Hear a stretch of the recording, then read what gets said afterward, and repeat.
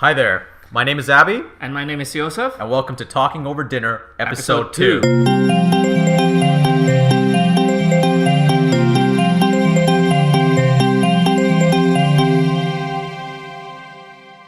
We want to start by saying thank you for the feedback from Episode 1. We actually got ourselves a new microphone. So the sound's going to be great. Yeah. And we've actually, fixed the lighting. We're using probably the mother of all lights. The sun! So our question to you in this video, and with us having introduced the 100-hour challenge in the last video, the question to begin with is, how many of you are living a life that inspires and engages you fully? And how many of you are not? We want to share with you a philosophy that Joseph and I have been living in for the last couple of years, and it's a popular concept in all over industries, Six Sigma, ITIL, and in general in software development and in corporations in project delivery. It's called the crawl, walk, run. And why is it important? Well, if you feel like you're working hard in life, but not truly moving the bar forward to living a life that's full of authenticity and happiness. Or if you feel like you're going through the same motion over and over again, doing the same thing over and over again and expecting different result, which by the way is called... it's the definition of insanity, as you may all yeah. know. Well, I want to share, I remember graduating from UBC and starting my first job about 7 years ago, and I'll tell you what, 7 years has gone by, like really that, fast. and really fast. It's taken us, collectively about, we graduated around the same time, so it's taken about 14 human years of collective experience to get to a point where, we're living a bit of an epiphany, and we want to share that with you today. That's right. Hopefully by doing this, you can reach that epiphany faster. Or if not, then it's never too late to start. Right. So let's start off with crawl, right? So crawl, walk, run. Let's start off with crawl. And, in every definition of crawl, walk, run, the starting point is setting up a goal or a future state that really makes you walk that fine line between excitement and fear. And so, for example, for excitement, what excites me about a future that I want to create in my life is one in which I'm helping people really find out, dig deeper, and get closer to who they truly are, to be authentic, and to live and structure their lives in a way that they are living authentically aligned lives. Now, for the fear part, for me, for example, I have a goal in mind to be an entrepreneur, and it's actually really scares me.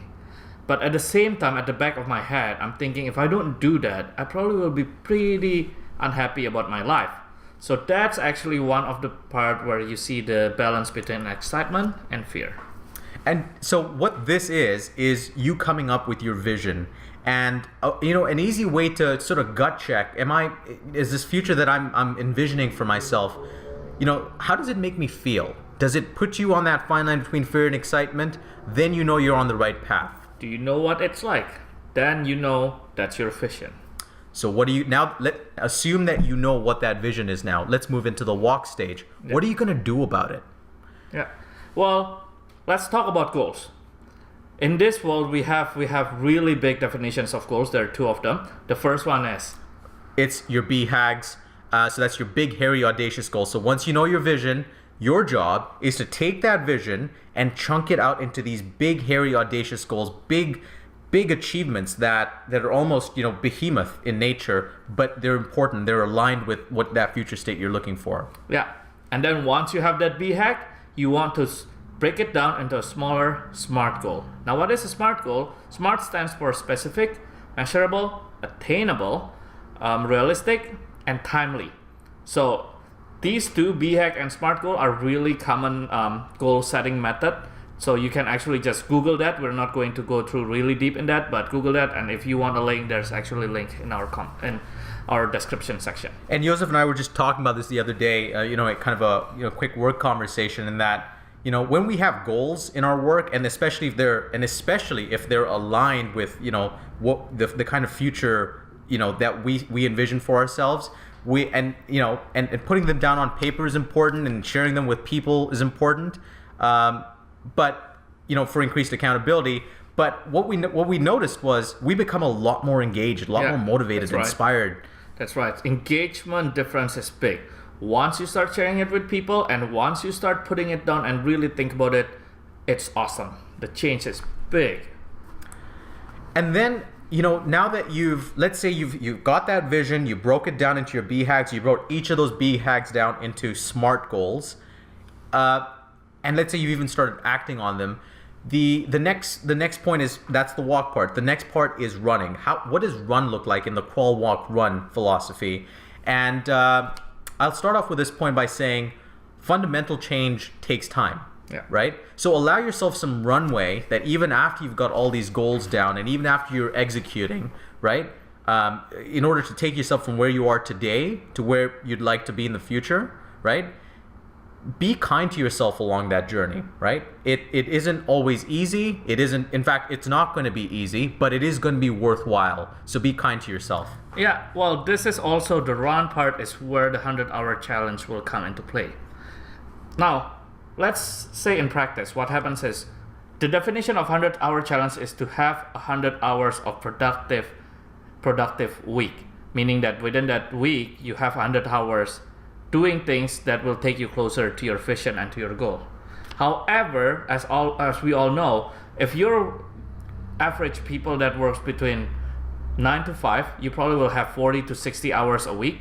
It's not going to be easy for you to just go ahead and turn 60 hours a week into a 100-hour challenge. There's no way. So this is where Abby's definition just now actually works. You have to actually allow yourself time for this big change. Now, and as you're stepping into that, right, there's two phases to this run phase, right? And the first one is actually optimizing how you're using that base 40 to 60 hours in the week already. So you're going to work, you're 9 to 5, you may be self-employed, independent entrepreneur, but take stock of how you're spending that 40 to 60 hours. Is it one coffee break after another and getting burnt out at the end of the day and literally not wanting to do anything else? Or are you engineering sort of work rest cycles in that day? Are you working hard and then taking that little break because you need at that point and then moving on to the next thing? And are you keeping that cadence going? And that's the optimized phase of the run phase. A good example that probably will resonate with a lot of you is, for example, going to the gym. You've been going to the gym 1 hour every day for each day of the week, but you're not seeing result that you want, right? That's probably what happens is probably you need to optimize that. You can do that by taking personal training, or you can do that by looking at the internet, looking for a program that might work for you. That's one example. And then we'll take you to the next step. After you optimize your 60 hours week, what's next? It's the expand. So how do you go from that 60-hour week that you've optimized, right? And how do you actually get to 100 hours? How do you actually add another work week onto that 60 hours, right? You can only do that, one, by having the right rituals and routines in that first 60 hours. But two, it's around slowly expanding the time that you spend. So what does that look like in practice? Let's say you've had a hard day at work and you've come home. It's now, let's say, 6 or 7 o'clock, right? And you have a choice, right? You could, let's say, it could be going to the gym, and let's say you have that already in your life. But what more could you be doing? Could you be taking some education? Could you be taking some additional networking, some additional conversation, additional mentorship, conferences? Could you be doing any of that even after a full day? Yeah, that's right. So basically on the expand part, what you want to do is you want to expand your 60 hours by doing things that will help you get closer to your goal, but makes you really uncomfortable in terms of time, or you just want to rest or anything. And you'll know you're hitting that because you're going to feel really uncomfortable. You're going to be uncomfortable almost constantly, right? Making that decision to go to the gym even after you've had a long day of work, to do a workout, to get that workout and to keep that promise to yourself. And you may come across, you'd have to at that point be open to failure, be open to being vulnerable, right? So that you can actually get closer to living a life that's in alignment with, where how you'd like to live your life and where you'd like it to go. Okay, so that's the 100-hour challenge and the run part. So to reiterate, let's talk about crawl, walk, run again. The crawl. So crawl, first find your vision, right? You can do this by painting a future state in your mind, and how does that make you feel? Are you walking that fine line between fear and excitement? Then you're on the right track. And then the walk part is set up your big, hairy, audacious goal and set up your SMART goal. You have to write it down. This will help if you write it down and share it with others. So that's a clear action item around how to run with these, right? And then you have your run. And that is around let's say the 100-hour challenge. And there's 2 steps to that. That will be the optimize and the expand. Well, my name's Abby. And this is Joseph.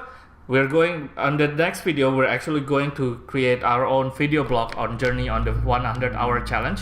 We want you guys to actually look at this, and you think that this is useful, leave a comment below, or if you want to do your own 100-hour challenge, it will be great to share the journey with us. This is part of our 100-hour journey. And continue sharing that feedback with us. That's valuable. What would you like to hear from us? And also share what your thoughts are about this video, and we'll use that to not only fine-tune how we approach you and address you in these episodes, but we'd also like for you to join us on this journey. Thanks for your time. You've been watching Talking Over Dinner, episode 2.